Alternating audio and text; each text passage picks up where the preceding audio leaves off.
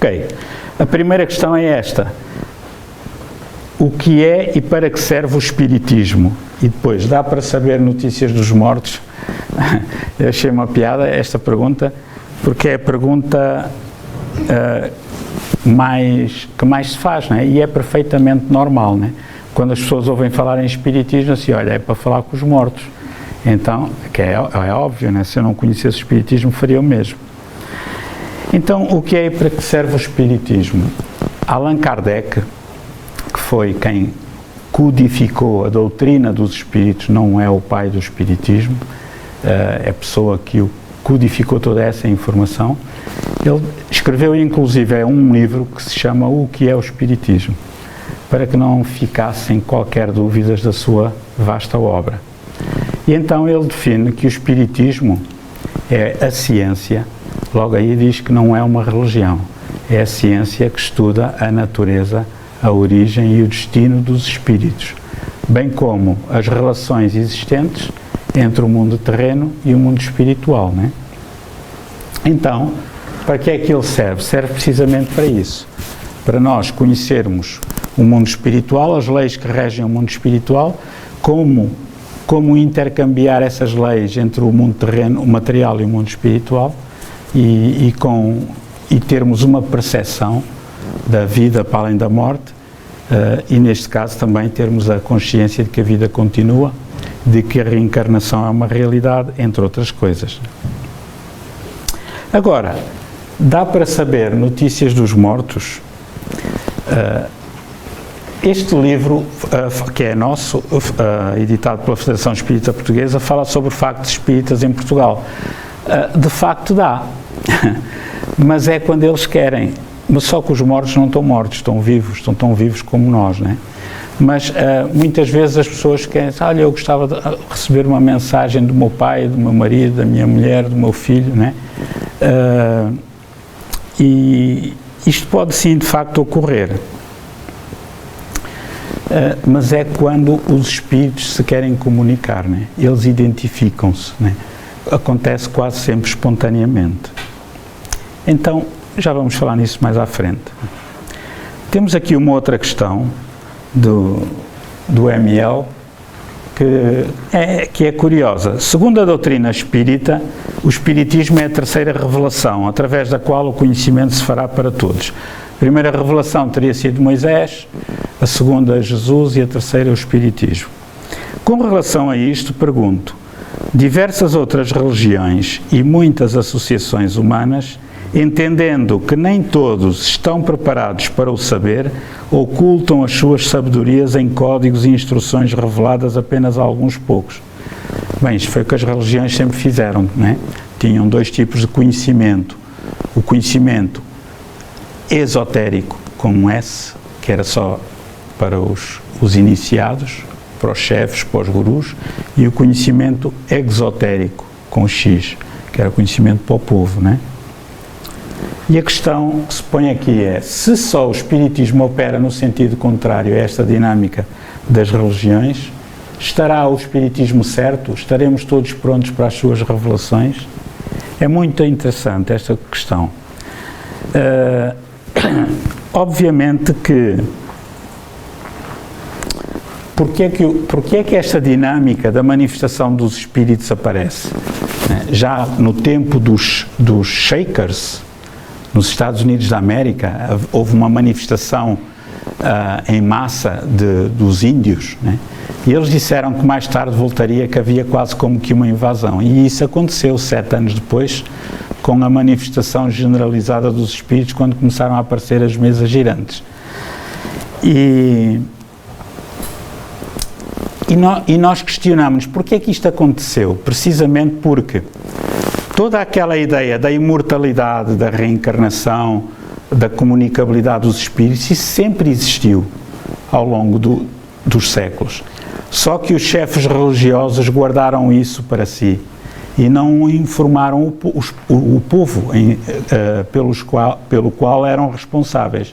Se puder tapar o nariz com a máscara, agradecia, se faz favor. Obrigado. E então, os chefes religiosos, de certo modo, aproveitaram-se dos conhecimentos espirituais para dominar o povo. E vemos que o povo, neste momento, está altamente deseducado do ponto de vista espiritual. Até mais os ocidentais do que os orientais, né? Então, com a manifestação dos espíritos, a mediunidade entra na casa de todos. Do rico, do pobre, do branco, do preto, do mulato, do azul às riscas, do careca, do que tem cabelo, do culto e do inculto, de toda a gente, né? E aí as pessoas começam a ver, mesmo aquelas que são materialistas, mesmo aquelas que não acreditam em nada. Espera aí, mas há aqui qualquer coisa que não bate bem, não é? Então, estaremos todos prontos para as suas revelações? Ora, se nós não estivéssemos prontos, elas não aconteceriam, não teriam acontecido há 163 anos, né? Portanto, ou Deus se enganou e programou, a espiritualidade superior programou toda esta atividade espiritual, né? Ou então a espiritualidade não se enganou e nós estamos mesmo preparados. Aliás, já estávamos preparados há 2000 anos, quando Jesus veio à Terra, né? E ensinar como, ao fim e ao cabo, sermos felizes, né? Só que nós não aproveitamos isso, portanto a situação será diferente. Tem aqui uma outra questão que é interessante, de uma pessoa de Braga, que não se identificou. A forma como decorre o nosso dia-a-dia interfere, ou seja, está diretamente relacionado com o tipo de qualidade de sono, sonho, o desdobramento que o espírito faz à saída do corpo, ou não? É óbvio que sim, não é? Aliás, o nosso sono é sempre consequência do nosso dia, no estado de vigília, não é? O nosso sono e os sonhos que tivermos, quer nos lembremos ou não, são sempre consequência daquilo que nós pensamos durante o dia, daquilo que nós fizemos, daquilo que nós sentimos, não é? Isso vai determinar o nosso padrão vibratório.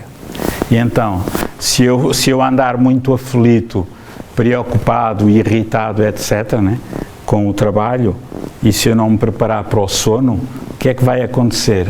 Eu, quando sair do corpo, pelo fenómeno natural do desdobramento, depois do sono do corpo carnal, o que é que vai acontecer? Eu vou para o local de trabalho e vou sonhar com o trabalho e vou andar lá no trabalho e quando voltar ao corpo volto mais cansado do que ao que me deitei. Então, como preparar o sono? Desligar-se de tudo, pelo menos meia horinha antes de ir para a cama. De preferência não ter televisão no quarto, se tiver televisão não ver, desligar a televisão, né? Aliás, há quem seja apologista de que quanto menos equipamentos elétricos e eletrónicos no quarto, melhor, porque os campos elétricos afetam o nosso sono, mais ou menos, dependendo dos equipamentos e também das pessoas. Desligar a televisão, não discutir, pegar num livro espírita, ler uma página, duas, né? Relaxar, fazer uma prece, sintonizar com o seu guia e pedir-lhe com fé para que durante o sono possa estar junto dele no mundo espiritual, em aprendizagem ou em serviço, etc. Se nós fizermos isso, vamos dormir muito melhor, vamos acordar mais rejuvenescidos, né? Cheios de energia. Bom dia, neste caso já é boa noite, gostaria de receber uma carta psicografada da minha filha que faleceu há 4 anos e meio. Esta pessoa não se identifica. É possível, através do Centro de Cultura Espírita de Caldas da Rainha, conseguir um meio de tornar possível este nosso desejo? Ela suicidou-se com 20 anos. Nos primeiros meses ainda sentimos a presença dela, depois partiu e nunca mais sentimos. Gostaríamos muito de receber a vossa ajuda e orientação a fim de podermos concretizar este nosso desejo. Ora bem, a falsidade geral que começa a abundar das cartas psicografadas é preocupante. São médios burlões. Antigamente era uma questão apenas do Brasil, agora já começa a ser em Portugal também. É curioso que muitas pessoas me telefonam ou mandam mensagens ou mails a perguntar: olha, vocês recebem psicografias, cartas, e quanto é que custa cada uma. O que significa que há pessoas que recebem em Portugal e que levam dinheiro. Não sei se serão espíritas ou não. Mas não é a primeira, nem a segunda, nem a terceira, nem a quarta pessoa que me telefona ou manda um mail a perguntar isso. Para o centro até, não é? Então, as coisas não acontecem assim. Se um médium garantir, na próxima sexta à noite, vamos estar aqui e vamos receber psicografias dos vossos familiares, esse médium é charlatão, é burlão, ou então não percebe nada de espiritismo. Temos de ler o livro dos médiuns, né? E o livro dos médiuns explica em que condições os espíritos se comunicam. Quando podem, quando lhes é autorizado, né? E mais, Allan Kardec refere no livro dos médiuns que nenhum espírito pode garantir que a manifestação se vai dar. Se um espírito disser, daqui a 8 dias, às tantas horas, eu vou me comunicar, não é assim. Não é assim que as coisas funcionam.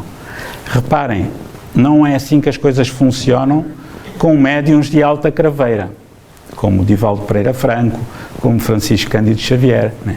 Francisco Cândido Xavier recebia cartas, mas não fazia sessões de psicografia, elas apareciam espontaneamente. Estavam a estudar o Evangelho e ele tinha esse trabalho, era uma das missões dele, também consolar as mães e os pais cujos filhos e familiares tinham desencarnado. Mas só acontecia quando os espíritos queriam, e não quem queria. Muitas vezes havia pessoas que se inscreviam, que davam o nome dos filhos para receber mensagens, e depois as mensagens vinham, porque havia 400 ou mais pessoas na sala, as mensagens vinham de alguém conhecido, de uma pessoa que estava na fila, ainda lá fora, ou que tinha chegado à última da hora e que nem sequer tinha pedido, por hipótese. O mesmo com Divaldo Franco, né? Quantas vezes eu tentei saber coisas da minha família, só que quando ia lá, punha-me na bicha para ir lá assinar um livro que comprava, etc. Quando eu na fila, a bicha é a mesma coisa. E às vezes perguntava-lhe, olha, Divaldo e tal, sabe disto e aquilo? Zero. Todas as informações que eu recebi dele foi espontaneamente, como a grande maioria das pessoas. Às vezes sem contar, estávamos na conversa, na fila, até mais para o cumprimentar. Muitas vezes comprávamos um livro, era o pretexto para o ir cumprimentar e também para ajudar a mansão do caminho. E inopinadamente ele começava ali, olha Lucas, olha, está aqui fulano, beltrano, cicrano, pessoas, contava-me coisas que eu nem, só que eu era insistente também. Né? Nas nossas reuniões mediúnicas, eu estudo espiritismo há 30 anos, 32, não faz de mim mais culto do que uma pessoa que começou há 6 anos, há 6 meses, de maneira nenhuma. Faz-me mais velho. Mas nunca recebi uma mensagem de um familiar meu. Nunca. Né? E os colegas da reunião mediúnica são testemunhas disso. No entanto, naquele livro Factos Espíritas em Portugal, né, temos ali muitas mensagens que recebemos para outras pessoas. Então não é quando nós queremos, é quando eles querem e podem. E quando a pessoa que cá ficou tem mérito. Provavelmente eu nunca recebi porque não tenho esse mérito. Né? Então o Francisco Cândido Xavier dizia que o telefone toca de lá para cá e não daqui para lá. Né? Agora reparem, é possível o centro conseguir ajuda? É. Se a pessoa quiser pode pegar no nome, a idade, a data do falecimento e ir a um centro espírita perto da sua casa pedir ajuda pela filha. Se porventura os bons espíritos quiserem dar alguma informação através dos médiuns, eles darão, mas só se isso for útil para a mãe e se for possível e autorizado.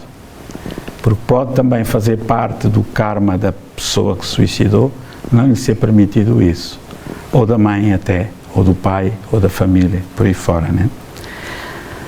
Agora, o que é que nós devemos fazer?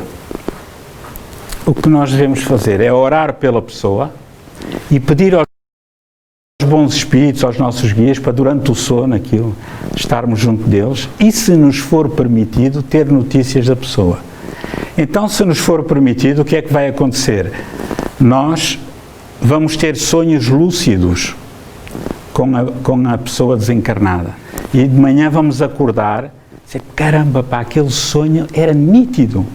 Que coisa incrível, parecia real. São encontros no mundo espiritual. Muitas vezes nós temos esses encontros, mas por algum motivo que nos escapa, os bons espíritos impedem-nos que nós nos lembremos, e quando nós recolhemos ao corpo, eles desativam-nos as memórias. Nós acordamos com uma alegria grande, sabemos, epá, alguma coisa se passou, mas é importante que não saibamos. Quando é importante que nós saibamos, ou quando for importante nós sabermos, eles ativam-nos as memórias. Eu tenho 3, 4 sonhos que me lembro, sonhamos toda a noite, todas as noites, mas que eu me lembro-me 3, 4 sonhos por ano.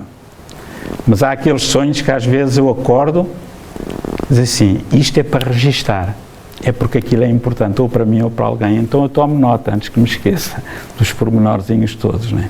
Isso pode acontecer e acontece com todos nós.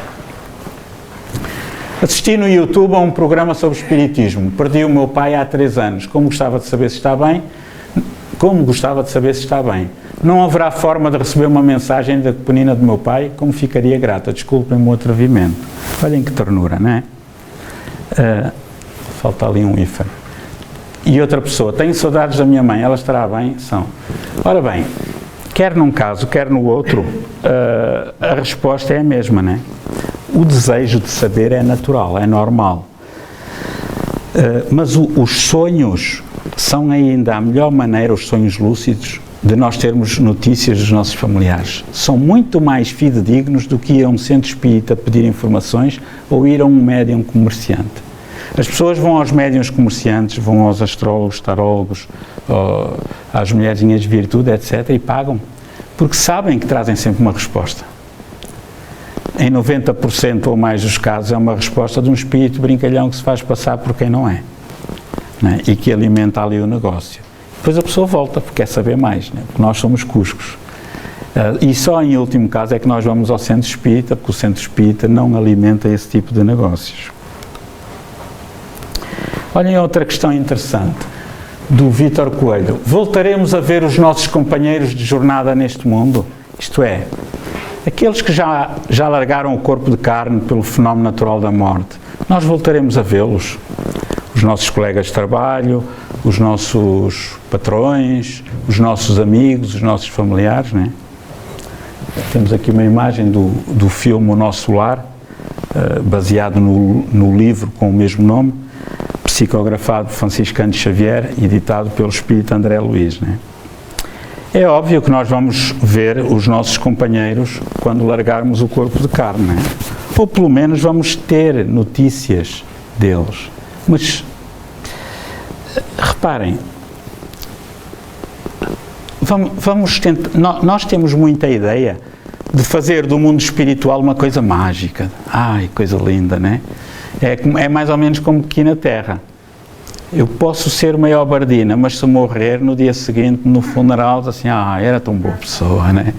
E assim, é a vantagem de morrer, é que a gente depois de morrer passa a ser boa pessoa. E vamos fazer a pergunta ao contrário. Neste momento em que aqui estamos, Amélia, neste momento é possível ver todos os seus companheiros de jornada neste mundo, os seus colegas da escola, a sua família que está em Castelo Branco, etc. Não, claro, é óbvio. Porquê? Porque eles não estão aqui. Né? Agora, nós vamos para o mundo espiritual e vamos encontrar alguns que estejam tão bem ou tão mal como nós, dependendo para onde nós formos. Né? Se nós tivermos, exato, depende dos sentimentos. Se nós estivermos num plano bom, vamos encontrar alguns colegas. Mas é provável que alguns colegas, alguns familiares, alguns amigos, estejam em planos superiores ao nosso. Sem que nós contemos com isso. Nunca pensei. A Amélia, como é que é possível? Ela conseguiu ir para o umbral. para aquelas zonas de sofrimento. Eu pensei que ela ia lá mais para baixo ainda, mesmo para o subsolo, mas não. E então eu vou ficar admirado com a evolução dela, né? Outros vão estar naquelas zonas de maior sofrimento e a gente pergunta assim, mas como? Como é que o Zé Manel está naquelas zonas de sofrimento? Ele era um pachá, uma excelente pessoa lá na Terra, mas não sei quantos. Ah, pois é. Mas sem a gente saber, ele andava a traficar droga, né? A vender cocaína, mas não sei quantos, etc. Por aí fora. Então, é um pouco assim, né? E quantas vezes nós aqui na Terra encontramos alguém que já não víamos há 20 anos, há 10, 15 anos, colega, epá, que é feito de ti? Até encontramos no Facebook, e este indivíduo está tão diferente, esta pessoa está tão diferente, então o que é que faz? Olha, agora faço isto, e mudaste de profissão, né? Tanto tempo, também tanto tempo, não é tanto assim, 20, 30 anos, nós estamos sem ver aqueles que já lá foram, para o lado de lá, né? E é provável que quando chegarmos ao mundo espiritual, eles também estejam diferentes, tenham outros afazeres, né? E nós vamos notar isso. Portanto, não é garantido que vamos... Isto é um ego a falar, o nosso ego. Nós queremos que ao sair do corpo, chegamos lá, temos uma recepção de milhares de pessoas, já passaram por nós, à nossa espera. Ei, o Lucas é o maior. Não, se tiver um ou dois além do meu guia, já vai ser bom. Né? O nosso guia está sempre, né? Oxalá eu tenha a capacidade para o ver. É bom sinal, seria bom sinal. Mas... teremos um ou dois, porque os outros estão atarefados, estão a trabalhar, outros vão ter conhecimento que eu desencarnei nos locais onde estão a trabalhar no mundo espiritual. O Lucas já veio, olha, então temos de ir visitar, como às vezes nós sabemos aqui, olha, fulano está no hospital, está, não sabia, vou lá fazer uma visita, é tal e qual. Portanto, não é uma coisa mágica, né? A vida no mundo espiritual é uma continuação da vida no mundo terreno, e a vida no mundo terreno é uma continuação pálida da vida no mundo espiritual, que é mais intensa. Outra questão, depois de desencarnarmos, é possível reencontrarmos todos os espíritos de pessoas desencarnadas que nos eram queridas, pais, avós, e os reconhecermos? Já respondemos a esta pergunta na anterior. Né? É possível, sim, se eles estiverem lá no mesmo sítio que nós. Eles podem estar noutras cidades, no mundo espiritual, noutras colónias, em atividades, em cursos, etc. Né? E, havendo várias reencarnações, esta é interessante, quando morrermos nesta reencarnação, vamos juntar-nos aos elementos da nossa família da última vida ou também aos das vidas anteriores? Olhem que interessante, quer dizer, havendo a reencarnação, nós já tivemos muitos pais, muitas mães, muitos filhos, quando desencarnarmos, quem é que vamos encontrar? A família e os amigos desta última reencarnação ou a dos anteriores? Depende. Em princípio, vamos encontrar com mais probabilidade as desta vida, né? Mas é provável que no mundo... Provável não, isso acontece no mundo espiritual, depois começam a aparecer amigos. Pá, eu lembro-me daquela cara de algum lado, a Carla. A Carla era a minha amiga, né? Pois é, será que ela também está morta? Eu estou morto? É porque ela está morta também, está a aparecer, partindo do pressuposto que eu estou a pensar isto já do lado lá, né? E digo, Carla, e às tantas, eu começo a ter reminiscências de vidas passadas dentro do que me for permitido aceder, né? Ou alguém me informa, mas espera aí, há qualquer coisa, ou com a Carla... E eu venho a saber que já fui irmão dela, ou primo, ou tio, ou qualquer coisa. Portanto, é muito provável que entre nós estamos aqui já tínhamos tido laços de amizade ou de consanguinidade noutras reencarnações. E esta é a beleza da reencarnação. É que eu, nesse momento, ao saber, olha, ela já foi minha mãe. Olha que ternura, né? Nesta última foi minha amiga. O que nos une não são os laços de sangue da carne, mas sim a harmonia, o amor gerado entre nós ou a desarmonia e o ódio gerado entre nós. É o que nos vai atrair, né? Se for o ódio e o desamor, vamos ter de nos reparar, vamos nos tornar obsessores um do outro. Mas se for a harmonia, o ódio, se for a harmonia, o amor, para mim, eu quero lá saber que ela tenha sido minha mãe, que nesta tenha sido minha amiga, eu sei que ela é um ser de quem eu gosto, que é afim comigo, não é? Ou Zé Manel, ou outra pessoa qualquer. E ficamos a saber, olha, afinal esta amizade já vinha de vidas anteriores. E o que é que terá sido a Amélia? Eu estou curiosíssimo para saber, não é? Eu acho que era aquela pessoa que andava ali com um chicote atrás de mim.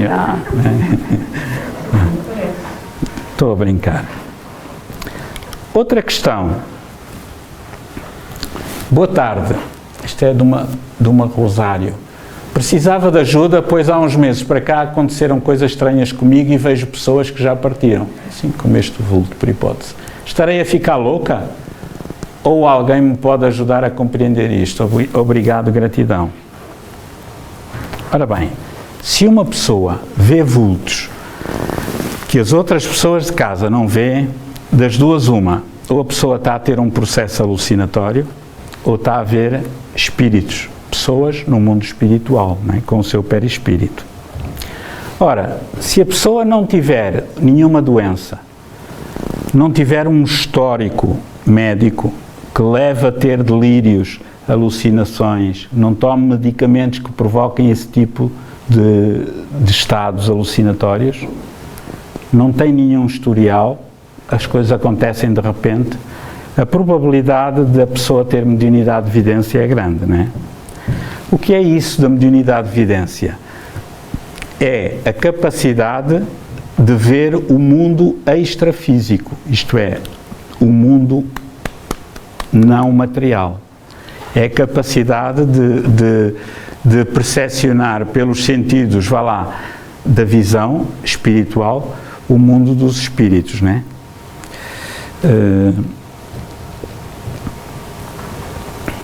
Agora, estarei louca? Obviamente que não. O que nós aconselhamos neste caso às pessoas é que procurem um centro espírita, procurem orientação, integrem-se num grupo de estudo, porque vão encontrar outras pessoas tão loucas como ela, não é?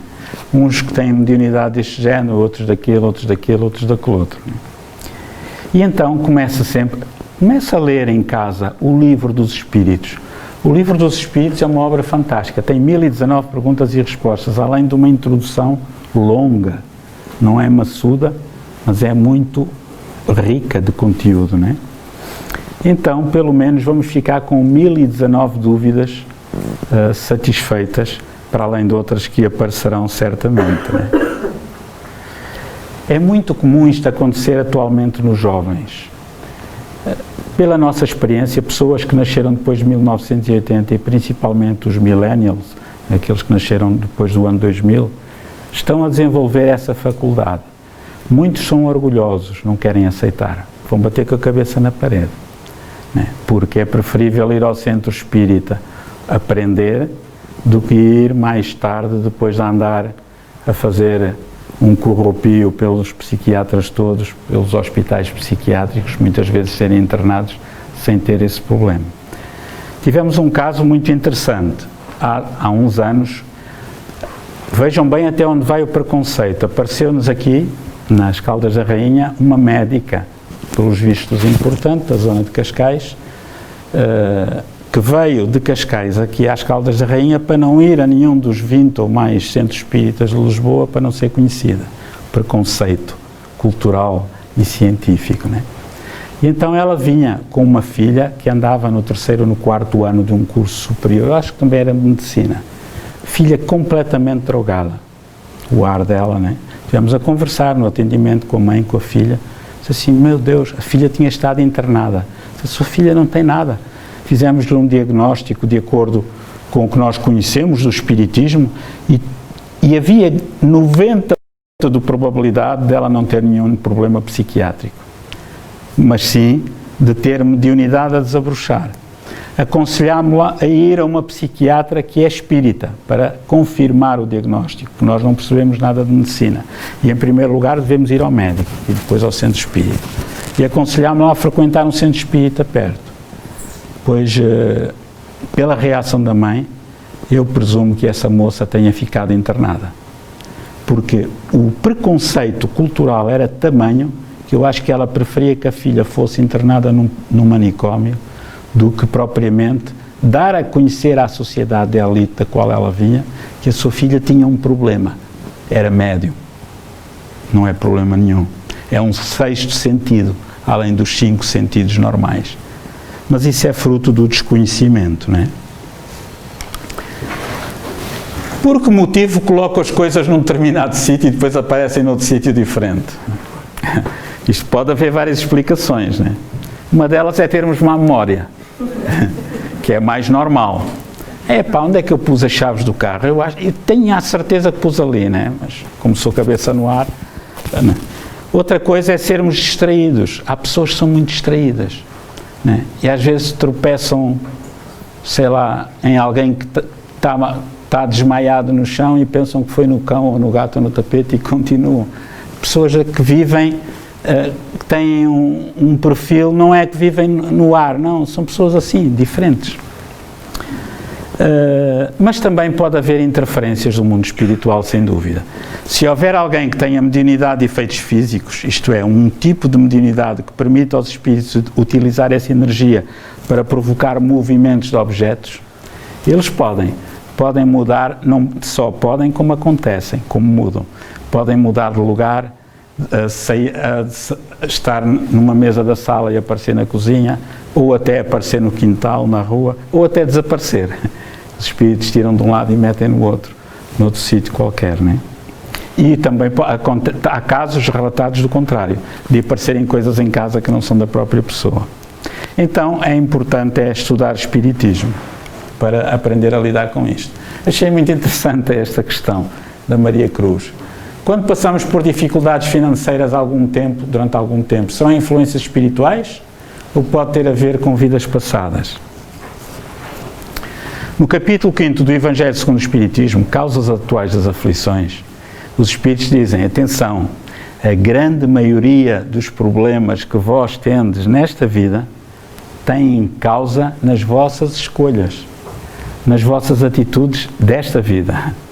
Só uma pequena percentagem tem causas em vidas anteriores, quando não encontramos as causas nesta vida, né? Então, a causa dos problemas financeiros pode ser nossa. Se eu gasto mais do que ganho, se eu esbanjo o dinheiro, se eu não sei gerir bem o dinheiro, né? Entre outras coisas, né?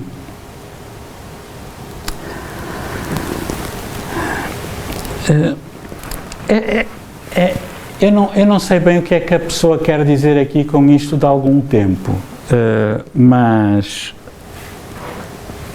quando se pergunta se os espíritos podem influenciar na nossa vida, está lá no livro dos Espíritos. Allan Kardec perguntou isso e eles disseram sim, e influenciam muito mais do que vocês pensam, para o bem e para o mal, de tal modo que muitas vezes são eles que vos guiam, que vos orientam no cotidiano. Nós pensamos que estamos a fazer uma coisa de modo próprio e estamos a fazer intuídos por um espírito bom, ou por um espírito menos bom, um brincalhão, galhofeiro, não é? Então, sim, pode haver interferências espirituais. Se algum espírito quiser a minha desgraça, vai dizer assim, opá, vai jogar para ganhar mais dinheiro, vai para o bingo, ou vai jogar na internet, ou qualquer coisa, e eu vou desgraçar a minha vida. Mas atenção, a responsabilidade não é do espírito, é minha. Eu é que fui jogar, não foi o espírito. Ele só intuiu, mas eu aceito a intuição ou não, né? A responsabilidade é minha, ok? No entanto, pode ter a ver com vidas passadas? Pode. Muitas vezes nós pensamos assim, parece que houve ali uma fase da minha vida, de 10 anos, pá, que nada me corria bem. Há pessoas que dizem assim, eu faço 1001 coisas, eu trabalho tanto, não ficam de um tostão na carteira. Foram aqueles 10 anos que numa vida anterior ou noutra, ele roubou tanto, que houve muita gente que ficou na miséria. Então a pessoa, não por castigo, mas porque a pessoa se sente culpada, ela pede para passar pela mesma dificuldade que gerou numa vida anterior, para quando sair do corpo, viram? Foi para baixo, hein? Não foi para a frente. os meus cuidados, a pessoa sente-se aliviada. Epá, já tenho pago esta fatura.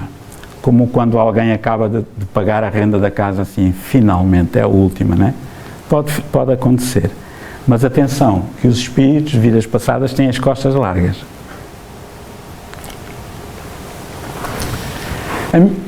Zaida, a minha pergunta refere-se à expiação de erros de vidas passadas noutras reencarnações.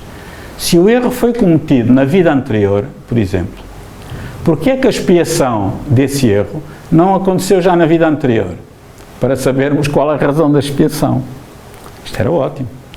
Se essa expiação vem para esta vida, acho, diz ela, que não vamos entender o porquê daquilo que nos está a acontecer e daí podermos ficar revoltados e provavelmente não corrigir o erro e ainda cometer novos erros. Pois é, nós queremos dado e arregaçado, não é? Assim, se o erro foi cometido na vida anterior, porquê é que a expiação não é feita na mesma vida? Muitas vezes é. Muitas vezes a pessoa faz, até que o povo tem aquela ditado, cá se fazem, cá se pagam. Não é? E é verdade. Cá se pagam nesta vida ou em vidas passadas, futuras, ou nesta e em futuras. Ou só em futuras, não é? Muitas vezes o que nós fazemos de mal, e o que fazemos de bem, já recolhemos. Mas isso o que fazemos de bem não é uma expiação, é um bónus, não é? É uma compensação. O que nós fazemos é, nesta vida, podemos começar a expiar já. E muitas vezes começamos a expiar já nesta vida. Mesmo que não expiemos na totalidade. Esta palavra expiação pode dar a ideia de castigo, né? Castigo, que uma coisa, tens de pagar, né? Não, é mais compensar, né? Interiormente, afetivamente, emocionalmente. Eu sinto-me triste porque prejudiquei ali a Edviges, pá, não me sinto bem, então eu sinto necessidade de a compensar. Começo a ser carinhoso com ela, né? Começo a ser mentiroso, a dizer, ai, estás tão bonita, não sei o que. Estou a brincar, estás mesmo. Essa máscara fica-te divinal. Então, começa a ter outro tipo de preocupações que já vão aligeirar a dívida que eu tenho para com ela, ok? Por falar em reencarnação, este livro do engenheiro Hernani Guimarães Andrade, que é um cientista espírita brasileiro, já desencarnado, este livro está à venda aqui em Portugal, editado pela Federação Espírita Portuguesa, é muito interessante. Se puderem, comprem. Outra questão, será que em todas as reencarnações o espírito evolui? Se ele quiser, sim. E essa evolução leva até ao estado máximo de pureza? Um dia. Nesta reencarnação, nós podemos evoluir mais ou menos de acordo com o nosso esforço ou estagnar. Se eu não quiser evoluir, eu posso estagnar. Agora, eu não posso é retrogradar, andar para trás. Mas se eu matar muitas pessoas, cometer muitos crimes, etc., eu não estou a retrogradar no meu nível evolutivo. Eu estou a aumentar as minhas dívidas com a minha consciência. Eu estou a aumentar aquilo que as pessoas dizem, o karma, não é? Então, na próxima reencarnação vou ter mais coisas para compensar, não é? Para reparar, para expiar, não é? Ok?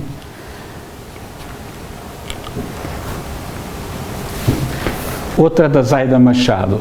Será que todas as pessoas que reencarnam com algum tipo de deficiência, como aqui o Stephen Hawking, é sinónimo que se suicidaram noutra reencarnação? É uma hipótese, mas não é a única, né? Reparem, um espírito que se suicida, se no mundo espiritual ele se perdoar a si próprio, se tiver resiliência, se tiver vontade de se mudar, é bem provável que ele até possa reencarnar com condições mais ou menos. Mas se a pessoa que se suicida não se perdoar e se amargurar e mergulhar na tristeza, na depressão, etc., ela vai reencarnar com condições muito piores, não é? Então depende muito dos casos, até porque os suicídios são todos diferentes. Nós não temos o direito de acusar nenhum suicida. Nenhum. Não temos o direito de o julgar, porque nós não sabemos o estado em que a pessoa está. Só Deus, só a espiritualidade sabe.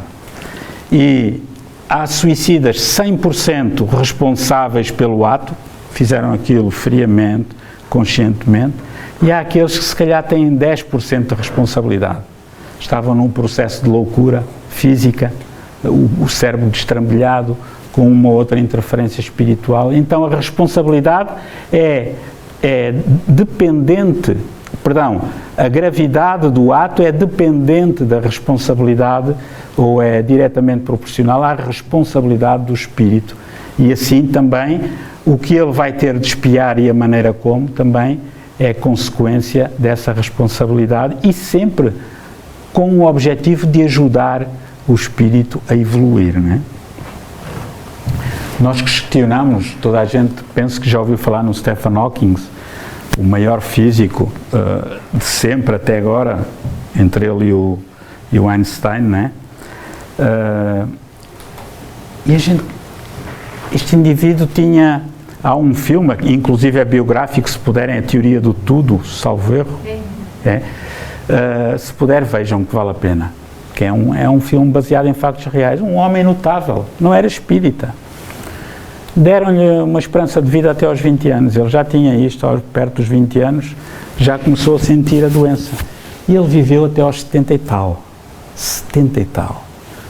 Ele só falava praticamente com um sintetizador, não falava, só comunicava com um sintetizador do computador.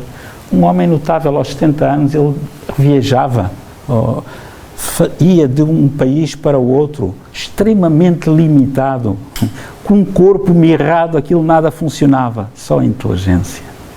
Olhem que homem incrível, não é? E ele continuou até à hora da desencarnação, sempre a produzir ciência para a humanidade, né? E deixou uma porta aberta de conhecimentos científicos que precisam de ser confirmados. Imaginem a alegria do Stephen Hawking ao sair do corpo. Que coisa fantástica! E pá, esticar os braços, esticar as pernas, poder mexer, poder correr, né? Caramba, pá, fogo! Afinal vale a pena, né? Ele foi um missionário, este homem. Porque não só foi um benfeitor da humanidade no campo da física, como foi um grande missionário para a humanidade, ensinando a toda a gente, independentemente das suas convicções religiosas, filosóficas, morais, o poder da resiliência, da adaptação do ser humano às condições mais rudes, mais difíceis que uma pessoa pode ter, não é? Pode-se dizer, mas ele tinha dinheiro. Tinha, mas não tinha capacidade de se mexer, não é? Então, deixou-nos essa mensagem de que sempre é possível, quando o homem quer, superar as suas dificuldades, não é? E isto não é castigo, não é? Agora, sim, muitas das pessoas que reencarnam com deficiências são ex-suicidas, sem dúvida. E muitas vezes reencarnam com essa deficiência, muitas vezes não, sempre, não por castigo, mas para ficarem algum tempo a refletir. Se eu não ando, eu desperdicei a minha capacidade de andar, por hipótese. Posso-me ter jogado para a frente de um comboio, ter afetado essa parte daqui da locomoção, etc., na coluna vertebral, no perispírito, né? E eu não me perdoo, e quando reencarno eu venho com aquela zona afetada. Não é castigo de Deus, é consequência do meu ato, né? Se eu ingerir, por hipótese, veneno, eu posso vir com graves problemas, cancro de estômago, esófago, traqueia, com isto tudo queimado. A gente pergunta, mas porquê que aquela criança vem com aquilo? Porquê este sofrimento todo? O que é que mal fez aquela criança? Então a doutrina espírita ensina-nos a ver isso. Olá, bom dia. O que me pode esclarecer sobre a cremação na doutrina espírita? A doutrina espírita não crema ninguém, não faz a cremação de ninguém, estejam à vontade. A cremação na ótica da doutrina espírita, grata por tudo. Ora bem, O Espiritismo são as obras que Allan Kardec compilou. Nas obras que Allan Kardec compilou não fala nada sobre cremação. No entanto, posteriormente, houve alguns espíritos que falam sobre isso, nomeadamente um deles, o Emmanuel, que foi o guia espiritual do médium Francisco Cândido Xavier. Ele aconselha, e atenção, isto não é doutrinário, é a opinião de um espírito, que pode ser verdade ou não.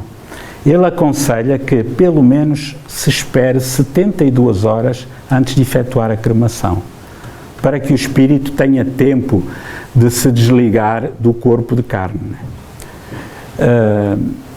No entanto, outros espíritos sugerem que quanto mais tempo o corpo tiver no frio, melhor, porque de preferência 5, 7 dias, né? Para que essa situação ocorra. Isto tendo em conta que a grande maioria de nós na Terra somos pouco espiritualizados. Se nós formos espiritualizados, 72 horas desenrasca. E os bons espíritos terão em atenção e se calhar também dão uma ajudinha, têm meios para isso, para que nós não sintamos, não haja ecos de sensibilidade. Mas a grande maioria de nós não somos muito espiritualizados. Somos agarrados à matéria, somos agarrados à família, agarrados, atenção, amor é uma coisa, amor-posse é outra. Então o que é que acontece? Muitas vezes nós desencarnamos, o corpo morre e nós não desencarnamos, continuamos fixados no corpo que está no caixão, né? Ficamos fixados no corpo que vai para debaixo da terra e sentimos a falta de ar, né? Não é o espírito que tem falta de ar, ele sente aquilo. Porquê? Porque é uma pessoa muito materialista, muito avarenta, né? Assim como pode sentir também a cremação, né? Então, daí que os bons espíritos aconselhem pelo menos 72 horas, de preferência mais, né? Allan Kardec fala isso no Livro dos Espíritos, na pergunta 164, né? Todos os espíritos experimentam no mesmo grau e pelo mesmo tempo a perturbação que se segue à separação da alma do corpo? E a resposta é não, pois isso depende da sua elevação. Aquele que já está depurado reconhece quase que imediatamente como se desprendeu da matéria durante a vida corpórea, né? Enquanto os outros não. Vamos pensar numa coisa. Eu vou-vos dar um dado confidencial. Peso à volta de 71 quilos. Estou a pensar baixar um bocadinho de peso. 1 ou 2. 2 ou 3. 71 quilos. 71 quilos é um peso considerável. Eu estou habituado a arrastar um corpo de 71 quilos. Estou habituado a levantar-me, habituado a abaixar-me com maior ou menor dificuldade, de acordo com o peso do corpo. E de repente, quando o corpo morre, o espírito liberta-se. Pode não se libertar logo, mas mesmo que o espírito desencarne, se separe logo do corpo de carne, nós temos um tempo de adaptação, porque eu mantenho a mesma percepção do peso que tinha antes, né? É como, imaginem quando nós às vezes temos uma roupa muito pesada no inverno, né? Camisa, gravata, colete, casaco, sobretudo, né? Aquele peso todo. E às vezes a gente tira e ainda fica com aquela sensação de peso durante algum tempo, não é? Então o que é que não vai? É normal que isso aconteça com o espírito. Daí que há uma fase de perturbação, de adaptação ao mundo espiritual. Porque o corpo espiritual tem um peso específico muito mais leve, né? Segundo dizem alguns teóricos, na ordem de dezenas de gramas, né? Então o espírito tem de se adaptar à sua nova realidade. Essa adaptação é tanto mais rápida, quanto mais tranquilo, como dizia o bocado ali a Irlândia, o espírito tiver. E é tanto mais penosa, quanto mais ligada à matéria e quanto mais ruim a pessoa também tiver sido na sua vida. Epá, tenho de despachar. Qual o perigo da obsessão para a mediunidade, ou seja, para o médium? Como prevenir? Perguntou Pedro Ribeiro. O perigo da obsessão para a mediunidade é o desconhecimento do que é a mediunidade, né? E como a utilizar. Por exemplo, pessoas que utilizam a mediunidade sozinhas em casa, ou para ganhar dinheiro, né? Os médiuns comerciantes. Por exemplo, a falta de moral do médium, se o médium não tiver moral, corre riscos, né?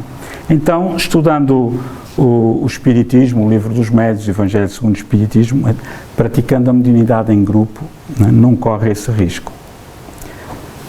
Se um médium não buscar os recursos evangélicos doutrinários indispensáveis à sua autoeducação, pode cair nas tramas da subjugação? Perguntou o Libânio. Pode. Pode cair nas tramas da obsessão simples, da fascinação e ou da subjugação. Daí que é muito importante para quem tem mediunidade e também para quem não tem mediunidade, também pode cair, né? O médium apenas é mais sensível, pode sentir mais. O outro pode não sentir tanto, mas pode também estar num campo de fascinação sem se aperceber, né?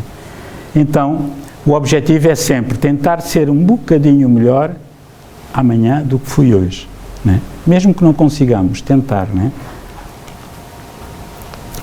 Zaida Machado, bom dia. Como saber se somos médiuns, já que uns são de uma forma mais ostensiva do que outros?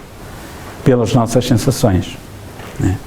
Se alguém perguntar, olha, eu sou médium, sei lá, não terá escrito na testa um M, você é que sabe. Então digam-me lá que sensação, costuma sentir isto, aquilo, aquilo outro. Ler o Livro dos Médiuns, explica lá bem isso. Eu costumo sentir isto, costumo ver vultos. Então é provável que tenha mediunidade, né? Às vezes podem ser episódios mediúnicos temporários. Então é importante estudar espiritismo num centro, num grupo de estudo, e se tiver essa mediunidade vai-se educando. Achei muito interessante esta. Bom dia, Ruth Rosário, do Algarve. Gostaria de saber a opinião espírita acerca dos santos e os seus milagres, por favor. Obrigado pela vossa atenção, um abraço. Temos aqui um dos santos mais recentes da Igreja Católica, João Paulo II. No entanto, havia padres que falavam horrores dele. Quem é que tem razão? Alguém está enganado. Portanto, o João Paulo II é santo de acordo com os procedimentos da Igreja Católica, ok? No Espiritismo não há santos. Mas não há assim não se arranja um santinho, epá, não. Porque mesmo aquelas pessoas muito evoluídas, sei lá, aqueles que nós chamamos santos, sei lá, vamos lembrar, por exemplo, Francisco de Assis, né? Aquelas pessoas que nós achamos que se santificaram pelo o apóstolo, o Pedro, né? Que recusou-se a ser pregado na cruz como foi Jesus, pediu para ser de cabeça para baixo porque ele não se sentia no direito de morrer da mesma maneira que Jesus, né? E foi crucificado de cabeça para baixo. Essas almas nobres, nós perguntamos, caramba, eles serão espíritos puros, né? Eles sacrificaram-se tanto. Mesmo que sejam espíritos santificados, entre aspas, de acordo com o que nós achamos que é santo, tendo em conta as orientações católicas, eles vão ser espíritos normais nos planetas felizes. Nos planetas celestiais ou divinos vão encontrar alguns que lhes dão 10-0. Então, eu posso ser considerado santo na Terra e sou perfeitamente banal num planeta onde é normal ser santo. E aí já tenho outras coisas para aprender e ainda vou ficar mais santo. Então, os santos não existem, né? E os milagres também não, né? Todos aqueles milagres que se falam de Jesus, disto, aquilo, aquilo outro, são fenómenos mediúnicos, perfeitamente explicáveis dentro das leis que regem o intercâmbio entre o mundo terreno e o mundo espiritual que Allan Kardec estudou. E que os cientistas estão a pesquisar, estão a recomprovar. Leiam a Gênesis, a segunda parte, no capítulo dos fluidos em diante, fala lá dos milagres de Jesus e explica-os de acordo com a mediunidade, né? Como perdoar a uma pessoa que nos fez tanto mal? Primeiro, aprender a desculpar. Como é que eu vou perdoar se eu não sei desculpar? Mas eu não desculpo aquela pessoa nem na hora da morte, então aguento. Vai se tornar o obsessor dela ou ela o obsessor do seu. Temos de aprender a desculpar. Temos de entender que o outro tem direito de estar errado, tem direito de bater com a cabeça na parede, tem direito de não nos querer ouvir, etc. Né? Depois de eu aprender a desculpar, eu vou aprender a perdoar. Depois de eu aprender a perdoar, vou aprender a amar. E os graus de amor são infinitos, né?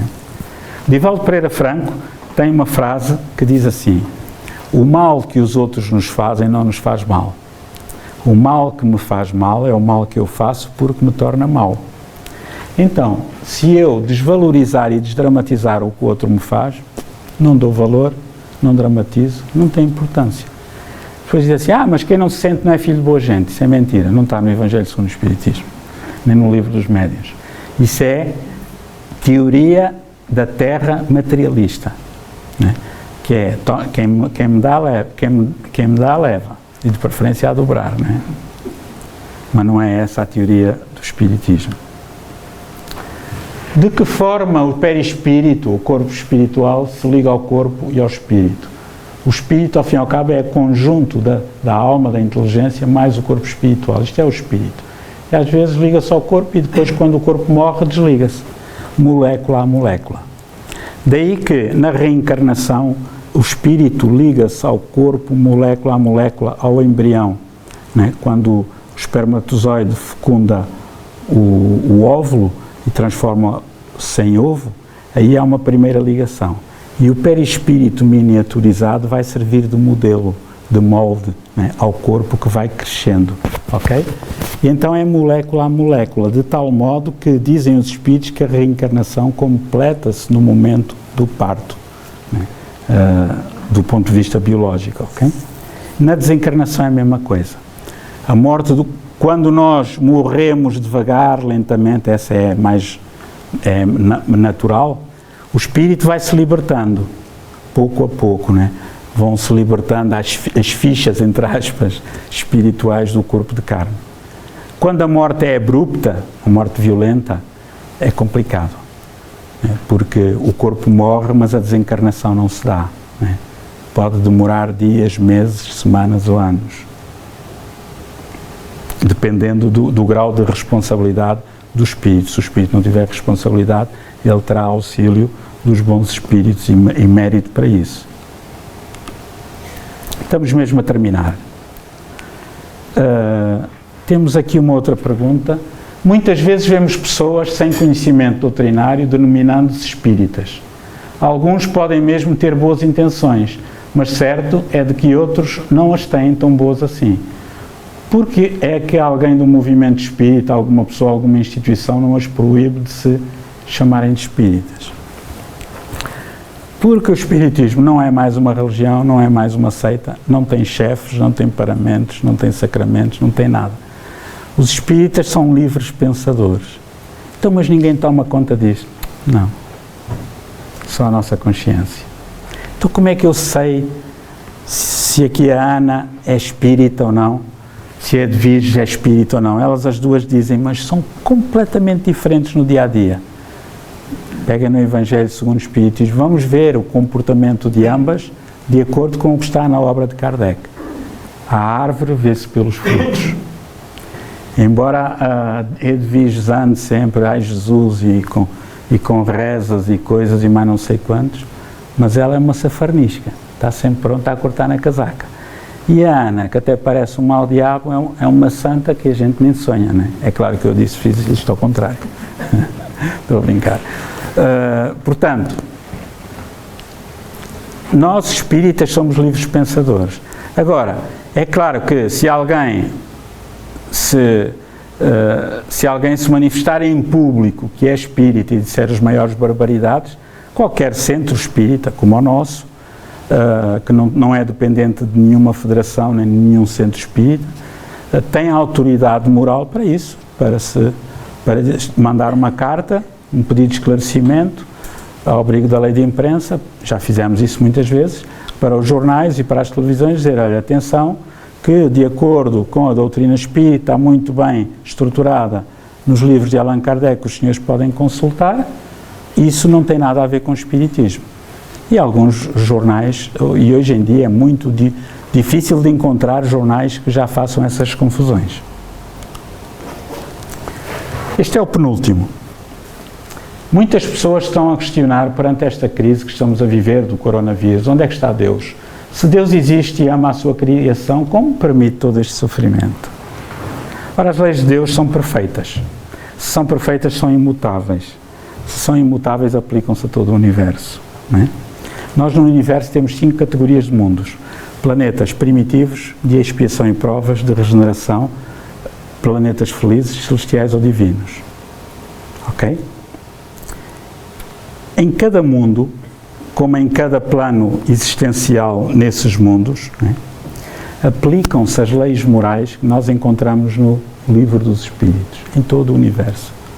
Porque as leis não variam de planeta para planeta. São as mesmas, adequando-se ao nível do planeta. Né? Então, quando nós não cumprimos essas leis, alguma coisa acontece. Tudo o que está a acontecer na Terra, deixe-me só aqui minimizar isto, tenho aqui uma informação importante.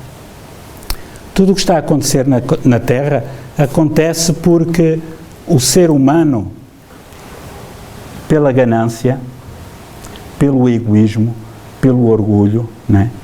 Mas principalmente pela ganância. Nós estamos a destruir habitats, né? Que não devíamos tocar, como na Amazónia, no Brasil, no norte de Moçambique. Os nossos irmãos chineses estão a limpar aquilo tudo, estão a desfazer aquilo tudo em Angola. São autênticos predadores, né? Levam árvores centenárias. O que é que acontece? Quando, lá no Amazonas também, no Pantanal e não só, e noutras partes do planeta, na Taiga, junto ao Polo Norte, quando nós começamos a mexer com a natureza, né? A trazer aquelas madeiras ricas e a desflorestar tudo aquilo, né? Começamos a ter acesso, contactos com vírus. Não quer dizer que seja o caso, mas quando nós não respeitamos o ambiente, não respeitamos o meio ambiente, né? O planeta está à beira de um colapso, porque todos nós estamos a continuar, apesar disso, a usar plástico. Continua a haver sacos de plástico em Portugal, nas Caldas da Rainha, nas nossas casas. Nós sabemos que isso é um drama tremendo, que não sabemos se vai haver solução. Provavelmente haverá, que o homem adapta-se e Deus providenciará que espíritos superiores venham e nos ajudem a criar mecanismos de despoluir o planeta. Mas isso vai durar centenas de anos, né? Então, havia até uma coisa muito engraçada na internet, que eram 2 cães a verem a passar uma data de pessoas com máscara e um para o outro a dizer assim: por que será que os humanos usam focinheira? E o outro a dizer assim: eu sempre ouvi dizer que eles são uma raça perigosa. E é interessante, né? Porque antigamente eram os cães que usavam a saima, né? Que eram perigosos, agora somos nós, né? E de facto nós estamos a colher aquilo que semeamos. Não é castigo de Deus, é fruto da ganância do ser humano, que quer mais e mais e mais e mais e mais e mais. No entanto, reparem, a situação em que estamos é muito boa. Temos de dar muitas graças a Deus. Na gripe espanhola, foram 3 anos, 1918, 1919, 1920, consta-se que o número de mortos terá variado entre os 17 milhões e os 100 milhões de pessoas. Simples gripe da influenza. Mas vamos ficar pelos 50 milhões. Naquele tempo, a Terra tinha 2 mil milhões de reencarnados. Morreram 50 milhões de pessoas, né? E isso equivale a 2,5% da população naquele tempo. Neste momento somos 7,5 mil milhões e só temos 1 milhão de mortos com a Covid, o que proporcionalmente significa 0,04% da população. É muito pouco, mas é perigoso.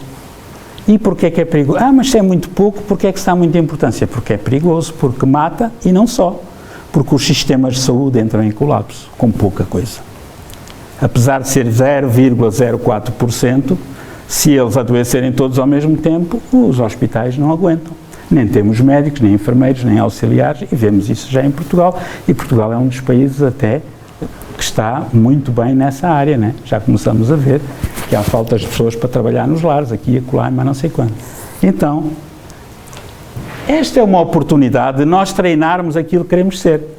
Nós queremos ser espíritos mais evoluídos, queremos ser espíritos superiores, vamos precisar de ter disciplina interior. Disciplina interior. Tenho lido e relido o Evangelho segundo o Espiritismo, e sempre que me deparo com o homem de bem é uma página. Olha, esta é de Moisés Lopes. Conheço este nome. Fico a perguntar-me, será mesmo possível ser homem de bem? Quem diz homem, diz mulher, obviamente. Homem com H maiúsculo. Não vos parece uma utopia distante, mais adequada a angustiar as pessoas pela distância da meta a atingir do que de um caminho plausível? Ora, se isto fosse uma utopia, Jesus mentiu-nos há 2000 anos e os espíritos mentiram-nos há 163 anos. Mas é mais fácil nós pensarmos assim: epá, isto o homem de bem a gente lê, não, isto é para quando eu for mais evoluído. Este é o pensamento do espírita preguiçoso. Mas eu não consigo. O Divaldo Franco tem uma frase, eu cito muito o Divaldo Franco, como já sabem, pela amizade que lhe digo e pela profundidade dos seus conceitos. Ele tem uma frase muito interessante. Quando qualquer pessoa diz eu não consigo, seja em que área for, no seu trabalho, na família, no espiritismo, está a dizer eu não quero porque dá trabalho. E ele tem razão, e nós sabemos que sim.